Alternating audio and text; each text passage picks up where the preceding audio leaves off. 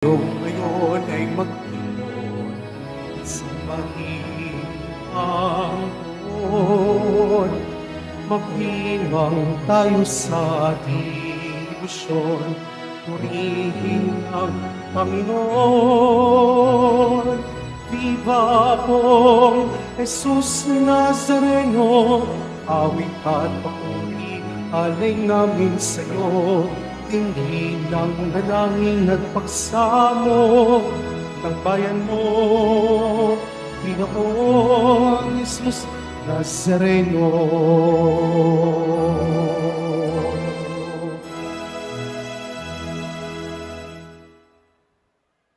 Sa ngalan ng Ama at ng Anak at ng Espiritu Santo, Amen. sumainyo ang Panginoon. At sumaiyo rin.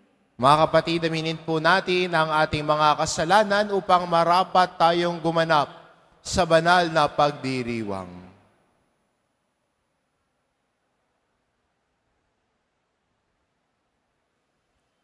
Inaamin ko Sa makapangyarihang Diyos at sa inyo mga kapatid, na luba akong nagkasala sa isip, sa salita at sa gawa at sa aking pagkukulang. Kaya isinasamo ko sa mahal na Birheng Maria, sa lahat ng mga anghel at mga banal, at sa inyo mga kapatid, na ako'y ipanalangin sa Panginoong ating Diyos.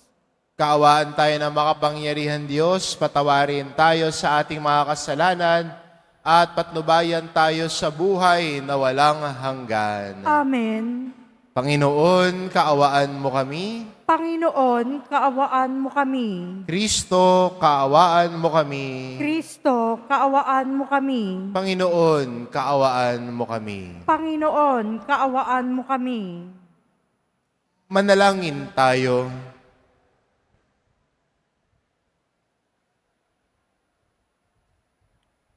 Ama naming makapangyarihan, niloob mong akuin ng iyong anak ang krus at kamatayan upang ang sangkatauhay matubos at mabuhay.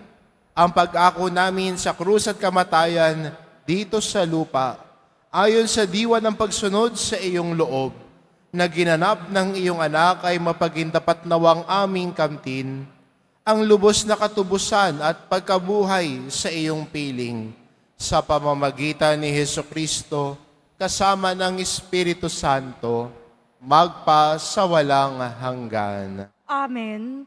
Magsiupo muna po ang lahat. Pagbasa mula sa sulat sa mga Hebreo. Mga kapatid, magpatuloy kayong nag-iibigan bilang magkakapatid kay Kristo. Huwag ninyong kaligtaan ang pagpapatuloy sa mga taga-ibang bayan. May ilang gumawa nito at nakapagpatuloy sila ng mga anghel na di nila nalalaman. Damayan ninyo ang mga nabibilanggo na parang kayo'y nakabilangguring kasama nila. Gayon din ang mga pinagmamalupitan, sapagkat maaaring kayo may dumanas din ng gayon. Dapat igalang na lahat ang pag-aasawa at maging tapat sa isa't isa ang mag-asawa, sapagkat hahatulan ng Diyos ang mga nakikiapid at mga nangangalunya. Huwag kayong magmukhang salapi. Masiyahan na kayo sa anumang nasa inyo, sapagkat sinabi ng Diyos, hindi kita iiwan ni pababayaan man. Walang pag-agam-agam na masasabi natin, ang Panginoon ang tumutulong sa akin. Hindi ako matatakot. Ano ang magagawa sa akin ng tao? Alalahanin ninyo ang mga nangasiwa sa inyo na nagpahayag sa inyo ng salita ng Diyos. Isipin nga ninyo kung paano sila namuhay at namatay, at tularan ninyo ang kanilang pananalig sa Diyos. Si Hesukristo noong nakaraan ay siya rin sa kasalukuyan at siya ring magpakailanman. ang salita ng Diyos. Salamat sa Diyos.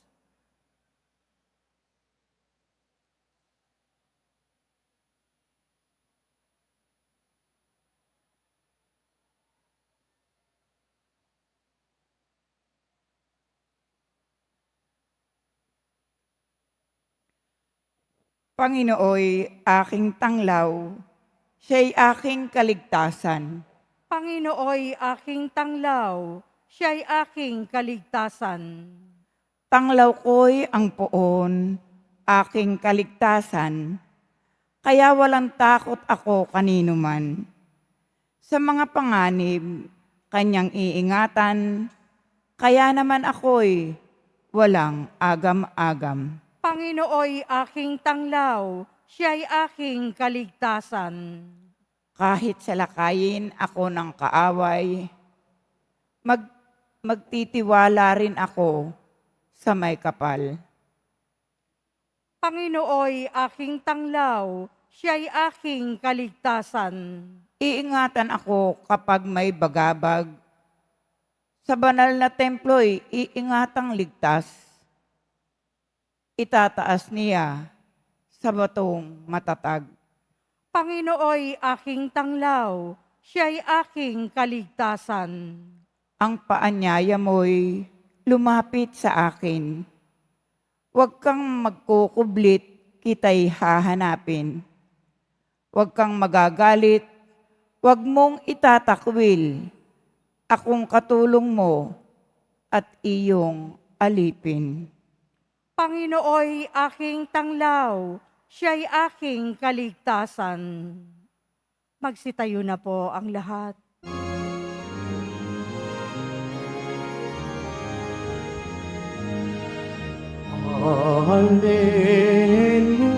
Hallelujah, Hallelujah,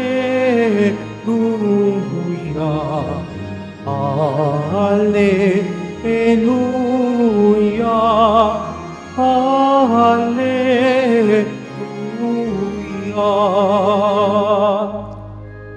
Ang salitang mula sa Diyos, kapag isinasalo,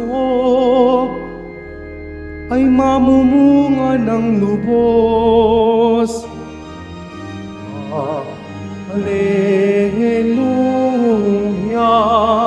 Hallelujah,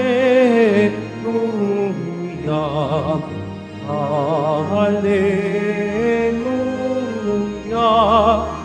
Hallelujah.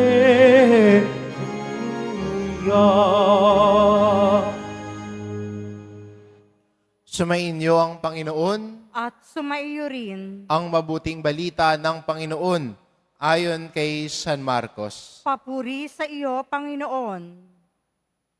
Noong panong iyon, nakarating kay Haring Herodes ang balita tungkol kay Jesus, sapagkat bantog na ang pangalan nito.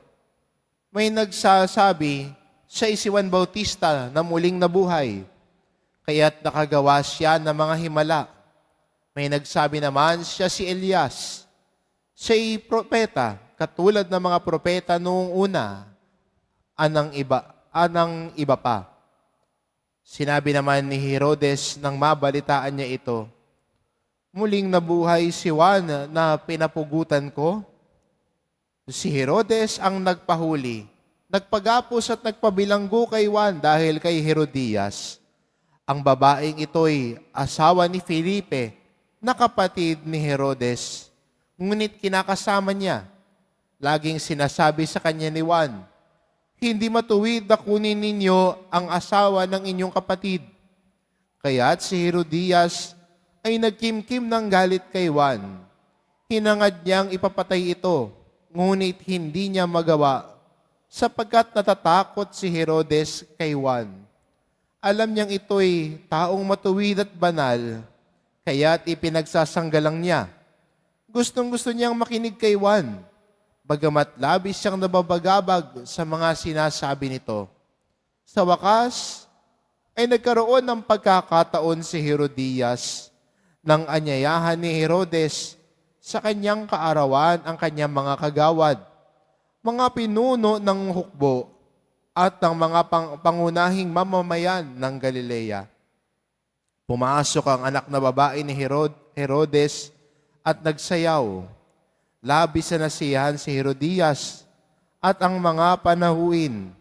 Kaya't sinabi ng hari sa dalaga, "Hingin mo sa akin anumang ibig mo at ibibigay ko sa inyo." At sinumpa pa niyang ibibigay kahit ang kalahati ng kanyang kaharian kung ito ang hihilingin. Lumabas ang dalaga at tinanong ang kanyang ina, "Ano ang hihilingin ko?" "Ulo ni Juan Bautista," sagot ng ina. Dali-dali nagbalik ang dalaga sa kinaroroonan ng hari. "Ang ibig ko po ibigay ninyo sa akin ngayon din sa isang pinggan, ang ulo ni Juan Bautista," sabi niya. Labis na nalungkot ang hari, ngunit dahil sa kanyang sumpa na narinig ng kanyang mga panauhin, hindi niya matanggihan ng dalaga. Kaagad niyang iniutos sa isang bantay na dalhin sa kanya ang ulo ni Juan. Sumunod ang bantay at pinugutan si Juan sa bilangguan. Inilagay ang ulo sa isang pinggan at ibinigay sa dalaga. Ibinigay naman iyon ng dalaga sa kanyang ina. Nang mabalitaan ito ng mga alagad ni Juan, kinuha nila ang kanyang bangkay at inilibing. Ang mabuting balita ng Panginoon. Pinupuri ka namin, Panginoong Heso Kristo. Magsiupo muna po ang lahat. Ngayon ay unang Biyernes ng buwan. At para sa ating bilang mga deboto na mahal na pong Hesus Nazareno, ito'y espesyal. Espesyal na araw ng pagdidibusyon natin sa Kanya. At maganda rin, no, na kasama ng pagdidibusyon po natin ay ang kahandaang makinig sa Kanyang salita. You cannot separate devotion from the Word of God. Hindi pwedeng deboto ako, pero hindi ka naman nakikinig sa salita ng Diyos. Hindi pwedeng deboto ka, tapos ang salita ng Diyos ay walang puwang sa buhay mo. Kung ikaw ay deboto, ang salita ng Diyos ay may puwang, may oras at panahon sa buhay mo. Dahil ang pinagninilayan mo ay ang mga aral at turo ni Jesus Nazareno. Diba? Kung si Jesus Nazareno minamahal natin dahil sa debosyon natin, ang kanyang salita din ay ating pinananabikan, inaasam at pinagkakauhawan. To be thirsty for His Word. Pero alam din natin na minsan ang salita ng Diyos hindi na nagbibigay comfort sa buhay natin. Kundi minsan din, ang salita ng Diyos ay challenging din para sa atin. Hinahamon tayo. Minsan, tinatapik tayo kung tayo ay nagiging matigas ang ulo. Pinapaalalahanan tayo. Kaya the Word of God does not only comfort us, but also disturbs and challenges us. Especially at times when our heads are so hard that we do not want to listen to Him anymore. Sa ating Ebanghelyo, narinig po natin ang kwento sa atin ni Herodes. At magandang pansinin, paano niya tinatrato si Juan Bautista. Nagugustuhan niyang pakinggan si Juan Bautista, pero nababagabag din siya. Natutuwa siya, pero nababagabag din siya. Dahil, ano sinabi? Tinatamaan siya.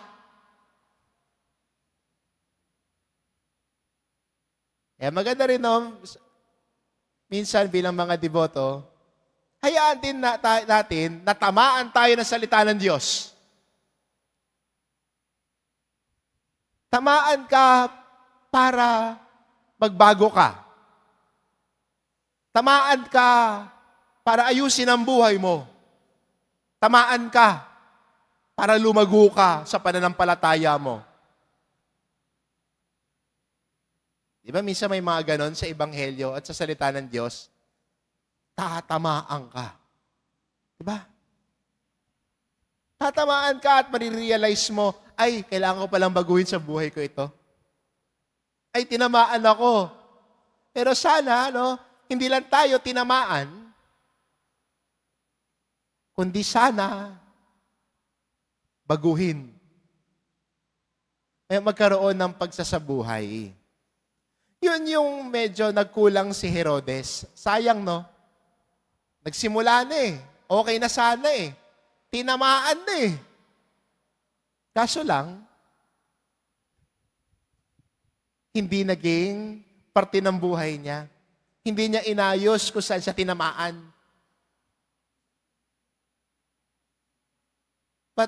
Pero sa ating mga deboto, let us be different from Herod. Maging iba kay Herodes. Siya tinamaan lang. Sana tayo rin, hindi lang tinatamaan ang salita ng Diyos dahil bukas ang puso natin, kundi pinaka-importante din na kung saan tayo tinamaan, yun ang babaguhin. Yun ang aayusin para lumago tayo sa buhay at pananampalataya natin. At kung yun ang gagawin natin sa buhay natin, lumalago ka bilang Kristiyano. Kung sa unang pagbasa, medyo tinamaan ka, baka yun ang salita ng Diyos para sa iyo o baguhin mo ito. Kung hindi ka makontento sa buhay, tamaan ka nung sinabi sa ating unang pagbasa sa sulat sa mga Hebreo, maging kontento kung anong meron ka. Kung ikaw ay hindi tapat sa asawa mo, tinatago mo sa cellphone mo, may kachat ka palang iba, tamaan ka. Pag sinabi ng ating unang pagbasa, maging tapat ka sa asawa mo. Allow God's word to hit us. Allow God's word to challenge you so that you can grow. Because in challenges, we grow. Diba? Kahit naman sa buhay lumalago tayo dahil sa mga hamon na pinagdaanan natin. Diba? We were shaped and we grew because of the challenges we experienced. Diba? Yes, life was never easy. Life will never be easy. There will always be challenges. Wala naman siguro ditong challenge-free life, di ba? Lahat tayo may mga pinagdaanan. May kanya-kanyang hamon, may kanya-kanyang pagsubok na pinagdaanan. Pero sana mula sa mga ito, lumago ka bilang mabuting tao. Dahil nalampasan mo, napagdaanan mo. At ganoon din sa buhay natin. The Word of God also challenges what we need to change in our lives. To become better Christians. To become more loving devotees. To become more holier devotees. Ang debosyon natin, hindi lang po sa pagdarasal. Ang debosyon po sana natin, hindi lang sa pagsama sa prosesyon.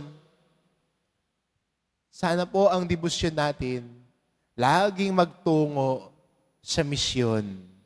Misyon ng pagsasabuhay ng ating debosyon. Misyon na tayo din ay maging liwanag sa sanlibutan. Misyon na tayo din bilang mga deboto na nakasumpong, nakakita ng awa at pagmamahal ng Diyos, ay ipakita din ito at ipalaganap sa iba. Our devotion leads to living out. Pag pinapakinggan ng salita ng Diyos, sinasabuhay ito, kung hinahamon tayo ng salita ng Diyos, ang Diyos ang tutulong sa atin para ihusin ano ang kahinaan natin. Ang salita ng Diyos ang gabay natin na mag-aakay sa atin tungo sa buhay ng misyon. Sayang si Herodes. Kung sana yung mula sa pagkabagabag niya, mula sa naguluhan siya o tinatamaan siya, sana nagdala ito ng pagbabago sa buhay niya. Pero hindi eh. And let your story be different from his. The Word of God can challenge you. The Word of God, pwede kang tamaan sa salita ng Diyos. Pero sana pag tinamaan, baguhin. Sabi nga ho sa atin, no, sa mga Pilipino, bato-bato sa langit, ang tamaan, hindi. Ang tamaan, magbago. Pag tayo'y tinamaan ng salita ng Diyos, yan ang imbitasyon din sa atin. Magbago ka. Lumago ka. Maging mabuting deboto ka. Amen. Magsitayo na po ang lahat.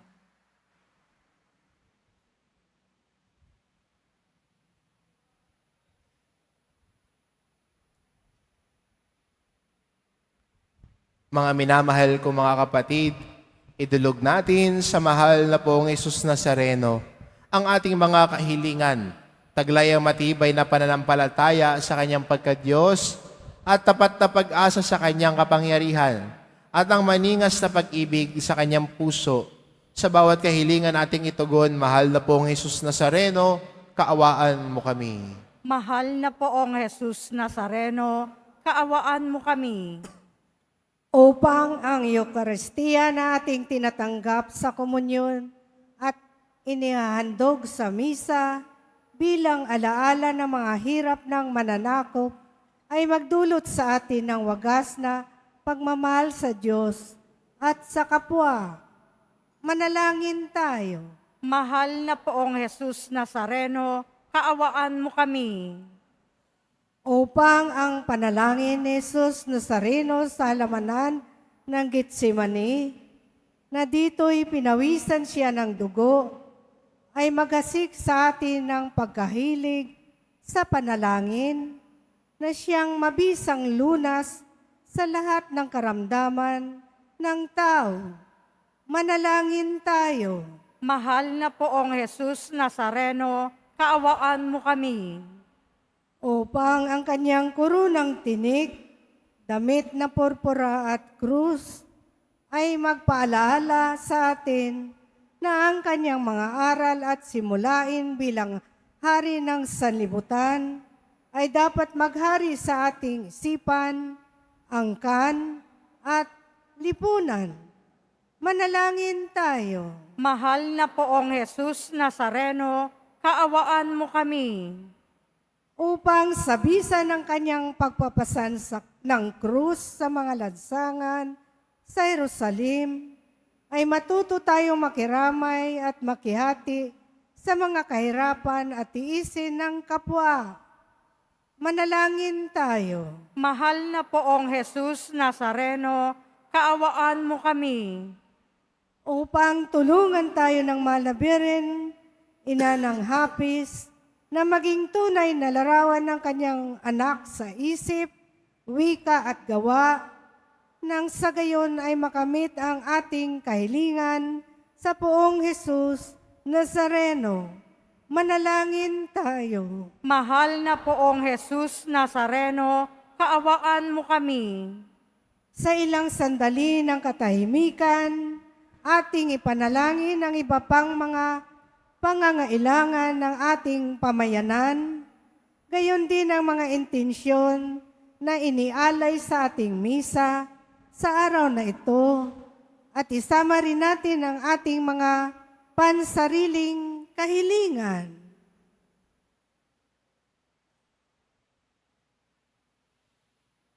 Manalangin tayo. Mahal na poong Jesus Nazareno, kaawaan mo kami. Ama naming mapagmahal na hayag sa salita, gawa, buhay at kamatayan ng iyong anak, na ang Diyos ay pag-ibig, maipahayag dinawa namin ang katotohanan ito sa pamamagitan ni Jesus Nazareno, Panginoon namin, magpas sa walang hanggan. Amen. Magsiupo muna po ang lahat.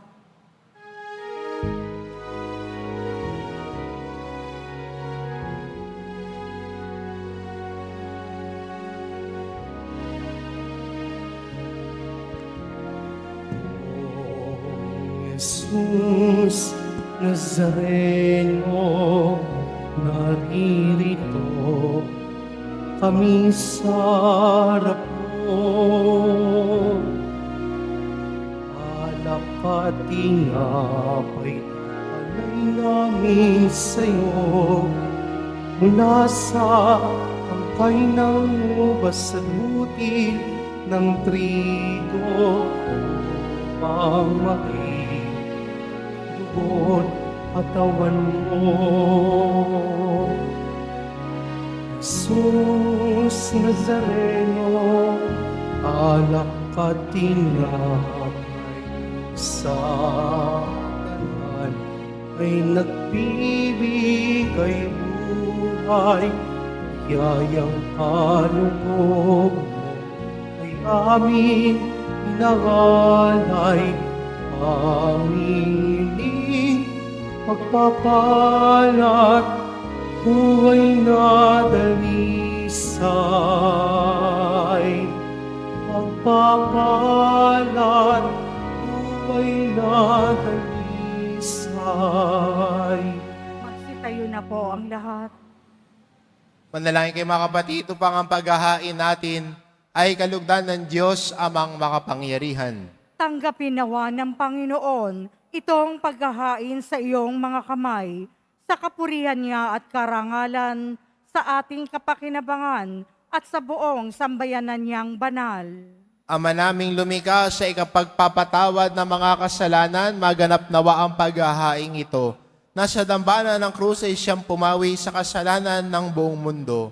Sa pamamagitan ni Hesukristo, kasama ng Espiritu Santo, magpas sa walang hanggan. Amen. Sumainyo ang Panginoon. At sumaiyo rin. Itaas sa Diyos ang inyong puso at diwa. Itinaas na namin sa Panginoon. Pasalamatan natin ang Panginoong ating Diyos. Marapat na siya ay pasalamatan.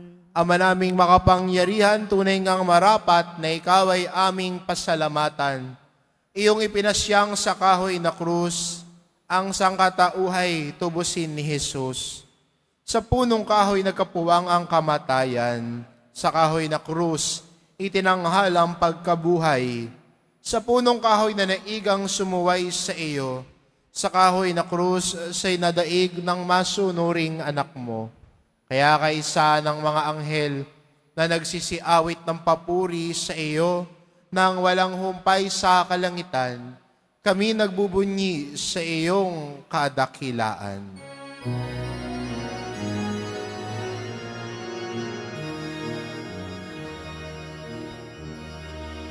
Santo, Santo, Panginoong Diyos ng mga hukbo, napupuno ang langit at lupa ng kadakilaan mo. Hosana, Hosana, Hosana sa kaitaasan. Hosana, Hosana, Hosana sa kaitaasan. Pinagpalang na paririto sa ngalan ng Panginoon. Hosana, Hosana, Hosana sa kaitaasan. Hosana, Hosana, sana sa kaitaasan. Magsiluhod po ang lahat. Ama naming banal, ikaw ang bukal ng tanang kabanalan, kaya't sa pamamagitan ng iyong Espiritu, gawin mong banal ang kaloob na ito, upang para sa amin maging katawan at dugo ng aming Panginoong Hesu Kristo. Bago niya pinagtiis ang kusang loob na maging handog, hinawakan niya ang tinapay, pinasalamatan kanya. Pinagati-hati niya iyon, iniabot sa kanyang mga alagad at sinabi, "Tanggapin ninyong lahat ito at kanin ito ang aking katawan na iahandog para sa inyo."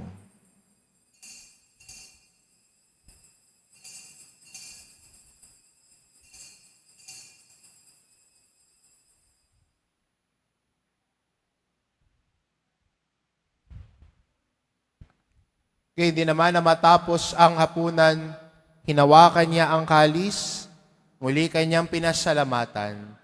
Iniabot niya ang kalis sa kanyang mga alagad at sinabi, "Tanggapin ninyong lahat ito at inumin, ito ang kalis ng aking dugo.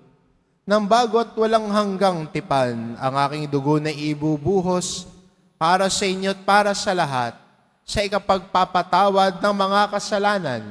Gawin ninyo ito sa pag-alala sa akin."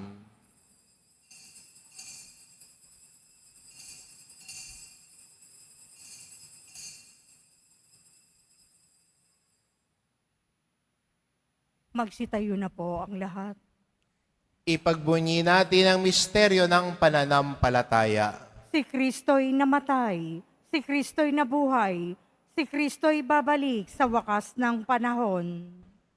Ama, ginagawa namin ngayon ang pag-alala sa pagkamatay at muling pagkabuhay ng iyong anak, kaya't inaalay namin sa iyo ang tinapay na nagbibigay buhay at ang kalis na nagkakaloob ng kaligtasan.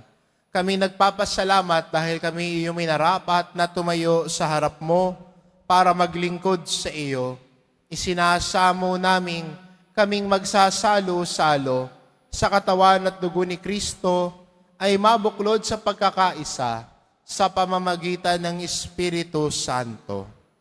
Ama, lingapin mo ang iyong simbahang laganap sa buong daigdig. Puspusin mo kami sa pag-ibig, kaisa ni Francisco na aming Papa at ni Jose na aming Obispo at ng Tanang Kaparian. Alalahanin mo rin ang mga kapatid naming nahimlay na may pag-asang sila'y muling mabubuhay, gayon din ang lahat ng mga pumanaw. Kaawaan mo sila at patuloyin sa iyong kaliwanagan. Kaawaan mo at pagindapatin kaming lahat na makasalo sa iyong buhay na walang wakas. Kaisa ng mahal na Birheng Maria na ina ng Diyos, ng kabiyak ng puso niyang si San Jose, kaisa ng mga apostol at ng lahat ng mga banal na namuhay dito sa daigdig ng kalugod-lugod sa iyo, maipagdiwang nawa namin ang pagpupuri sa ikararangal mo sa pamamagitan ng iyong anak na aming Panginoong Heso Kristo.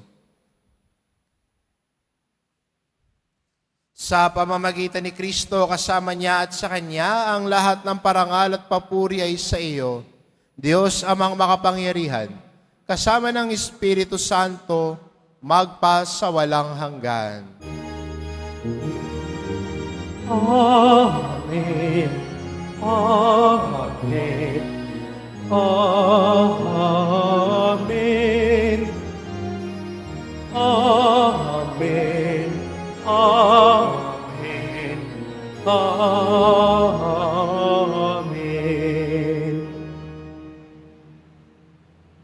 Sa tagubili ng mga nakagagaling na utos at turo ni Jesus na Panginoon natin at Diyos, ipahayag po natin ng lakas loob.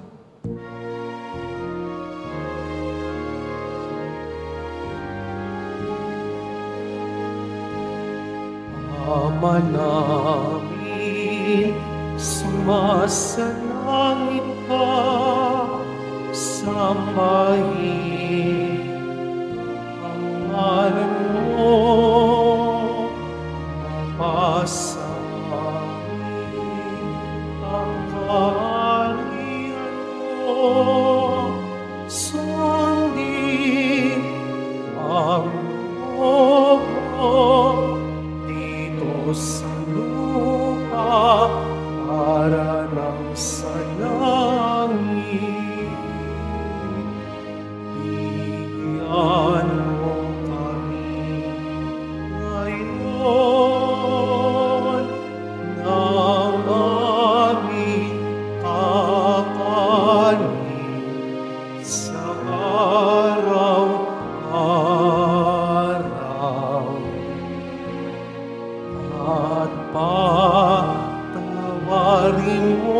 amin sa aming mga sala. Para ng pagpapatawad namin sa nagkakasala sa amin. At wag mo kaming ipahintulot sa tukso at iadya mo kami sa lahat ng masama. Hinihiling namin kami adya sa lahat ng masama pagkalooban ng kapayapaan araw-araw, iligtas sa kasalanan at ilayo sa lahat ng kapahamakan. Samantalang aming pinananabikan ang dakilang araw ng pagpapahayag ng tagapagligtas naming si Hesu Kristo. Sapagkat iyo ang kaharian at ang kapangyarihan at ang kapurihan magpakailanman. Amen. Panginoong Kristo, sinabi mo sa iyong mga apostol, kapayapaan ang iniiwan ko sa inyo, ang aking kapayapaan ang ibinibigay ko sa inyo. Tungayan mo ang aming pananampalataya at huwag ang aming pagkakasala. Pagkalooban mo kami ng kapayapaan at pagkakaisa, ayon sa iyong kalooban kasama ng Espiritu Santo, magpasawalang hanggan. Amen. Ang kapayapaan ng Panginoon ay laging sumainyo. At sumaiyo rin. Magbigayan kayo ng kapayapaan sa isa't isa.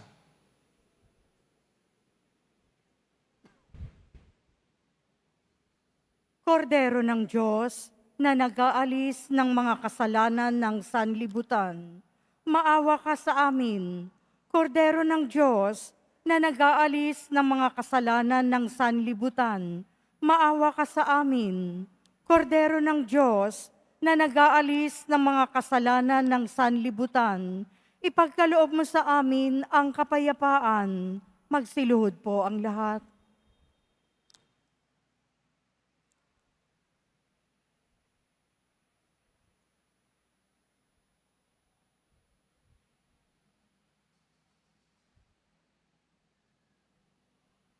Itong kordero ng Diyos, ito nag-aalis ng kasalanan ng sanlibutan, papalad ang mga inaanyayahan sa kanyang piging. Panginoon, hindi ako karapat-dapat na magpatuloy sa iyo, ngunit sa isang salita mo lamang ay gagaling na ako.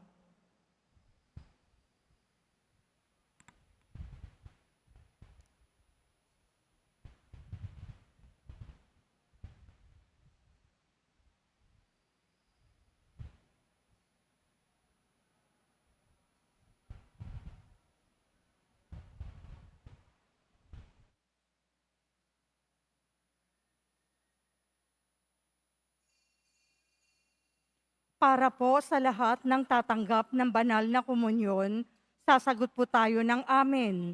Pagkasabi ng pari o ng lay minister ng katawan ni Kristo at isubo agad sa bibig bago umalis sa harapan ng pari o lay minister. Sumunod po tayo.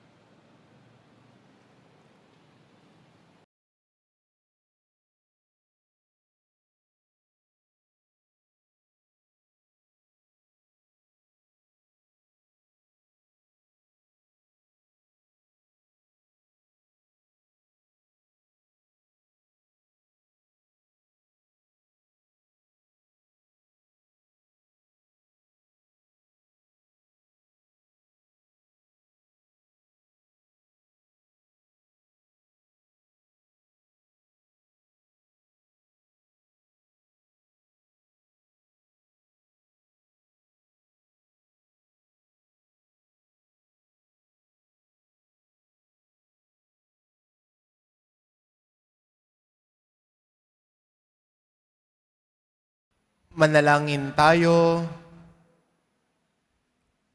Panginoong Hesukristo, kaming nagsalo-salo sa banal na pakikinabang ay nakikiusap sa iyo na ang mga nasagip ng kahoy na krus na nagbibigay buhay ay iyong ihatid sa pagkabuhay sa kalwalhatian, sapagkat ikaw ang Panginoon magpasawalang hanggan. Amen. Sumainyo ang Panginoon. At sumaiyo rin. Mahal na pong Isus Nazareno, inihayag mo sa pamamagitan ng krus ang walang maliw na pag-ibig ng Diyos sa sangkatauhan. Pakinggan mo ang kahilingan, lalo na para sa mga nangangailangan ng iyong tulong at awa. Makamtanawa namin ang iyong kasagutan ng may utang na loob na tinatanaw. Basbasan din po ninyo itong mga imahen at dasalan upang lalo kaming manalangin at magtiwala sa pamamagitan ng bendisyon na ito, naway lalo kaming maging mapaglingkod, masunurin at tapat sa iyo na aming maluwalhating Panginoon, magpasawalang hanggan. Amen. At pagpalain kayo ng ating mapagmahal na Diyos, ang Ama at ang Anak at ang Espiritu Santo. Amen. Humayo kayo, taglay ang kapayapaan ng poong Jesus Nazareno. Salamat sa Diyos.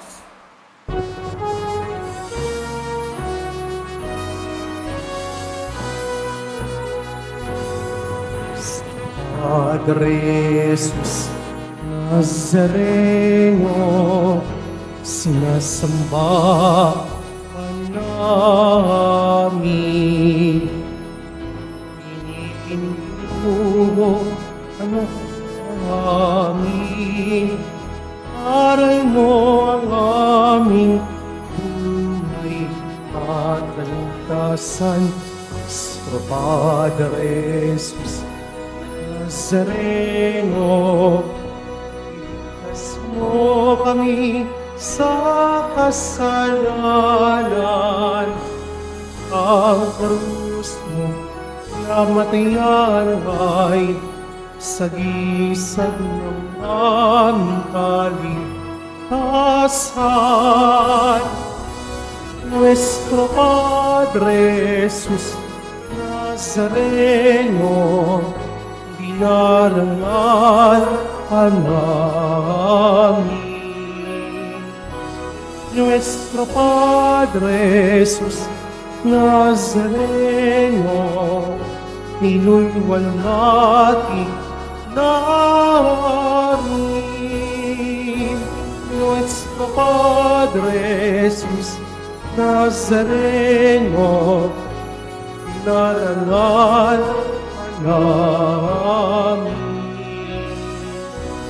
Nuestro Padre Jesus Nazareno, inuwalhati namin.